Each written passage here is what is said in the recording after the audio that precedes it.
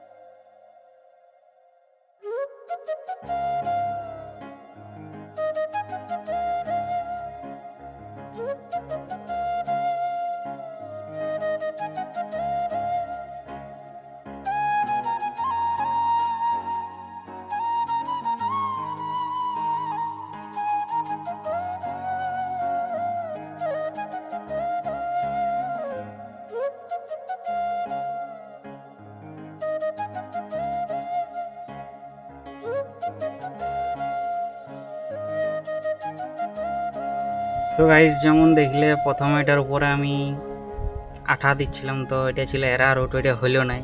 তারপরে আটা দিয়ে আরেকবার ঘুরে করলাম, আটা দিয়ে আগে করতাম, তো আটা দিয়ে আরেকবার করলাম। তো তারপরে এটা লাস্ট ফিনিশিং আসছে এরকম, এই দেখতে পাচ্ছ। এটার উপরে আরও কিন্তু মাটি, কাগজের উপরে মাটি, তো এটা আলাদাভাবে উঠিয়ে যাক।